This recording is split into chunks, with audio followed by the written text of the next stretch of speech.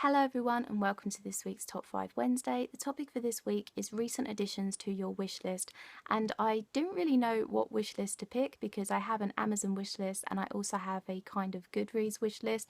It's basically just my want to read shelf, and there's literally hundreds of books on that, and I thought I would pick my Amazon wish list because they are books that I'm probably most likely wanting to read and ones that I'm most likely going to be buying in the near future. So basically every time I hear about a book that is really interesting, I will automatically put it on that Amazon wish list, and then every now and then when I want to treat myself, or if I've just been paid, or birthdays, Christmas, anything like that, I will go through it and I will see which ones have recently had like price drops or anything like that, and if they are a significantly cheaper price, then I will often just buy 2 or 3 of them right there and then. So I'm going to show you the 5 books that have most recently made it onto that list. The first one is How to Disappear by Anne Redditch Stampler. I'm not sure where exactly I heard about this book. It was probably on BookTube, but I can't remember whose channel exactly, but whoever it was made it sound really, really interesting. I think it is a thriller type book about a girl who is on the run accused of murder and a boy who comes from a family of hitmen who has been sent out to catch up to her, and then I think he does catch up to her and he realises that he quite likes her, and obviously the truth about the murder she's accused of comes out and things like that. Sounds really interesting, and I am getting into more thrillery type books now. I think this is quite recently released as well. All of the books in this video are quite recent releases, I think, apart from one of them, so yeah.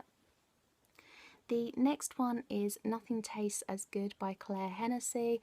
I think I first heard about this on Heather at the Bookables channel. I will leave her channel link down below. This sounds so unique and so original. It's an anorexia story, but it's told as if anorexia is an actual person who lives inside the sufferer's head. So basically it's about a girl who has recently died, and as a ghost she is sent on an assignment to cure the obesity of her ex-classmate.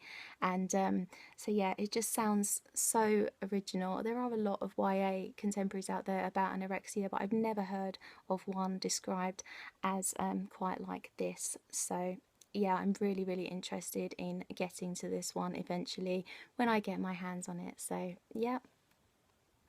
The next one is The Winter Witch by Paula Braxton. Absolutely gorgeous cover, as you can see.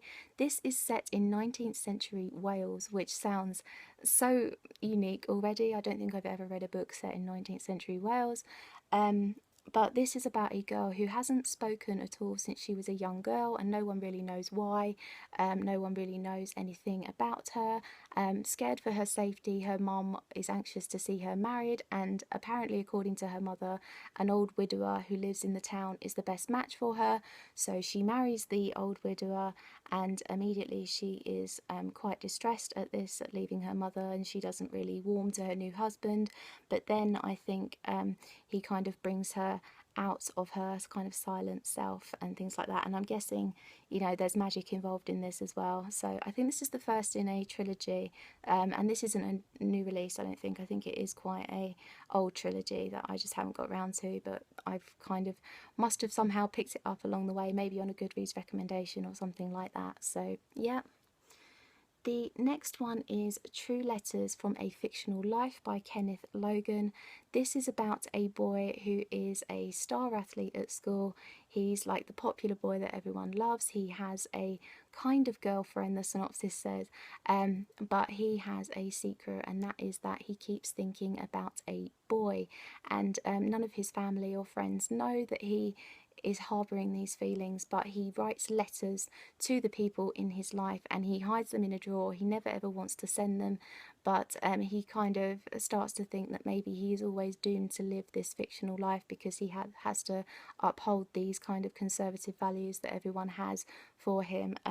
Really, really interesting cover. I don't know if you can see that. It's a cute illustration of a dinosaur, well, crocodile head on, I'm not entirely sure what that is, but it looked really, really interesting. So yeah. And the last one is a book that is pretty popular on BookTube at the moment, and that is Highly Illogical Behaviour by John Corey Whaley. This is about an agoraphobic boy and a girl who is desperate to get onto a psychology college program, and she sees this agoraphobic boy as her kind of mission, and she wants to fix him, and he becomes great friends with her and her boyfriend, and I think obviously friendship and love triangles and all that. I have read another John Corey Whaley book. I've read Where Things Come Back, which was a really, really unique, insightful read. I recommend everyone read that.